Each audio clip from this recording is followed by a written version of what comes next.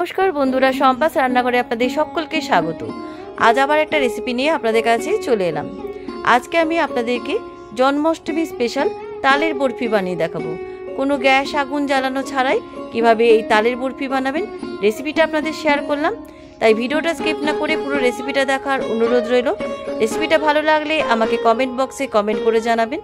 ভালো লাগলে like বাটনটাও press করে দেবেন আর আপনাদের বন্ধুদের মধ্যে আমার ভিডিওটাকে শেয়ার করে দেবেন। আর আমার নতুন বন্ধুদের কাছে অনুরোধ, আমার চ্যানেলটাকে সাবস্ক্রাইব করে পাশে থাকবেন। আর আমার চ্যানেলে নতুন নতুন রেসিপি দেখার জন্য পাশে থাকা ছোট্ট বেল আইকনটাও প্রেস করে দেবেন। চলুন আর কথা না বাড়ি, কীভাবে আজকে গ্যাস ওভেন না জ্বালিয়ে কীভাবে এই জন্মাষ্টমী স্পেশাল তালের বরফি বানাবেন রেসিপিটা দেখে নেওয়া যাক। তালের বরফির রেসিপির জন্য আমি এখানে একটা বড় পাকা কালো তাল নিয়েছি। কালো তালগুলো বেশি মিষ্টি হয়। আর তালটাকে খুব ভালো করে ধুয়ে নিয়েছি। তালটাকে খুব ভালো করে ধুয়ে নেবেন, কারণ তালের মধ্যে অনেক নোংরা থাকে।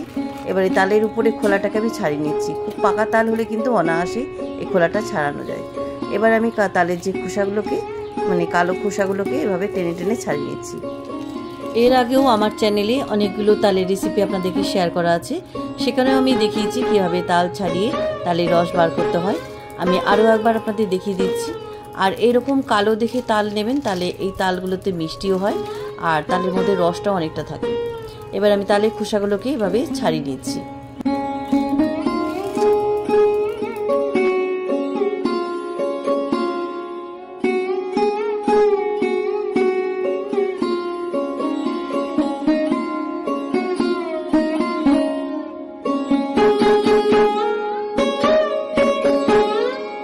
তালের উপরে কালো খোসাটা আমার ছাড়ানো হয়ে গেছে। এবার আমি তালের আঁঠিগুলোকে এভাবে আলাদা করে নিচ্ছি। দেখুন, এই তালটায় 3টে আঁঠি ছিল, কিছু কিছু তালের মধ্যে 2টো আঁঠিও থাকে। এবার এই তালের আঁঠিগুলোতে আমি জল দিয়ে নরম করে রাখছি, তাহলে রসটা খুব ভালোভাবে বেরোবে। এভাবে আপনার জল দিয়ে নরম করে আপনারা 1 ঘন্টাও রেখে দিতে পারেন, তাহলে কিন্তু খুব ভালোভাবে তালের মাড়িটা বার করা যাবে। এবার জল দিয়ে তালের আঁঠিগুলোকে এভাবে নরম করে নিচ্ছি।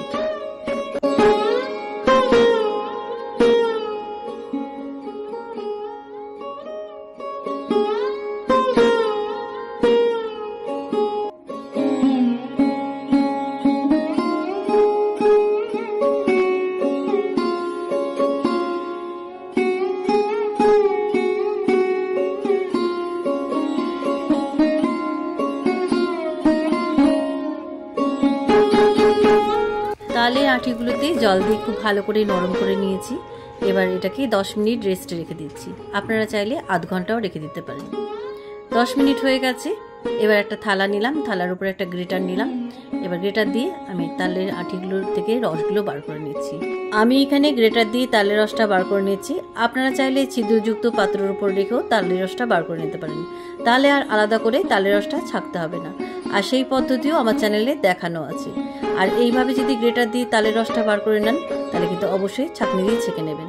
একটা তালের আঁঠি থেকে আমার রসটা বার করা হয়ে গেছে, বাকি তালের আঁঠিগুলো থেকেও রস বার করে নিচ্ছি।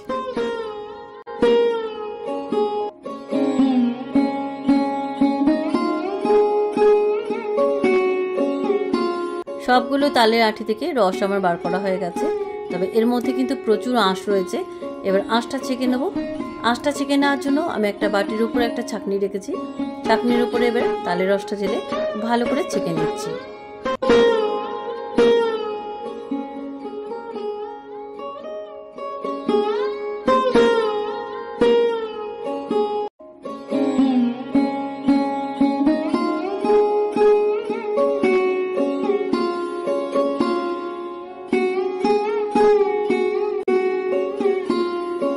সমস্ত তালের রসটা আমি ছাঁকনি দিয়ে খুব ভালো করে ছেঁকে নিলাম।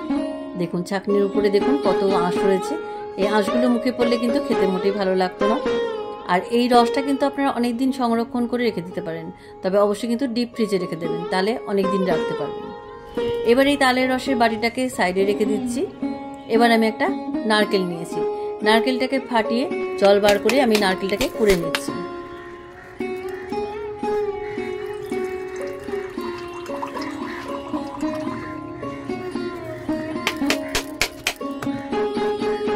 নারকেলটা ফাটিয়ে জল বার করে নিয়েছি। এবার আমি নারকেলটা কুড়ে নিচ্ছি।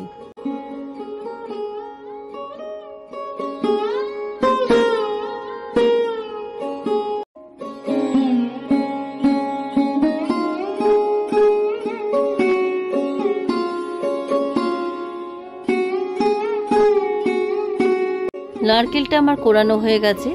এবার আমি এখান থেকে কিছুটা নারকেল কোড়া নিয়ে নারকেলের দুধ বার করে নেব।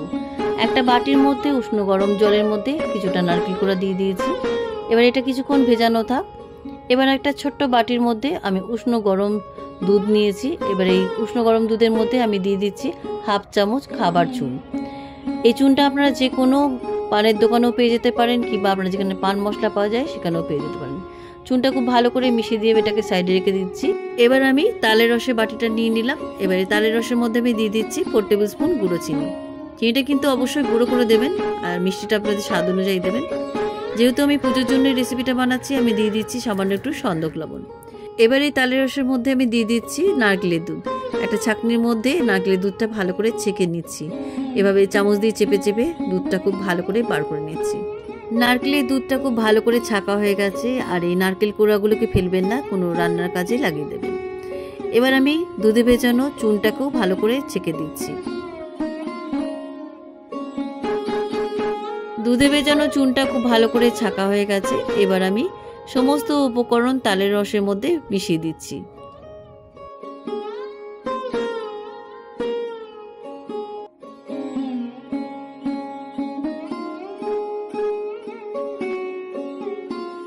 তালের রসের মধ্যে সমস্ত উপকরণ খুব ভালো করে মেশানো হয়ে গেছে। এবারে তালের রসের বাটিটাকে একটু সাইডে রেখে দিচ্ছি।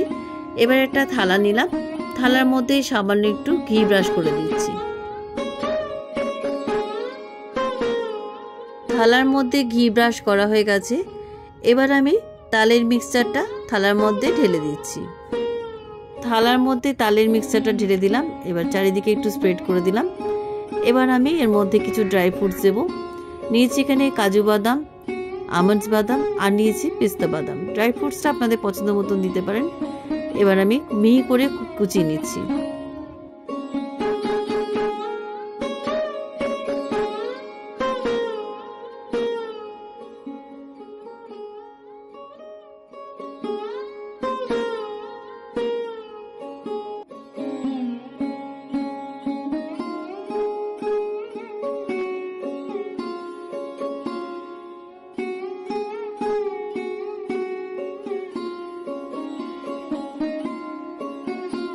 ড্রাই ফ্রুটসগুলো খুব মিহি করে কুচিয়ে নিলাম।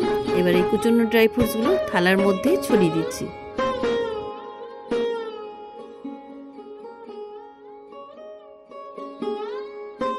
ওপর থেকে ড্রাই ফ্রুটস কুচিগুলো আমি ছড়িয়ে দিলাম। এবার আমি এটাকে আধ ঘন্টা রেখে দেবো। আধ ঘন্টা পরেই এটা জমে যাবে। যেহেতু চুন মেশানো আছে তাই খুব তাড়াতাড়ি জমে যাবে। যদি আপনাদের এটা না জমে তাহলে আরও আধ ঘন্টা রেখে দিতে পারেন। এবার আধ ঘন্টা পরে আপনাদের কাছে ফিরে আসছি। আধ ঘন্টা পরে ফিরে এলাম। দেখুন তালের মিশ্রণটা একদম জমে গেছে, হাতে কিন্তু একটুও লাগছে না। এবার আমি ছুরি দিয়ে বরফি শেপ করে কেটে নিচ্ছি। আপনারা আপনাদের পছন্দের শেপে কেটে নিতে পারেন।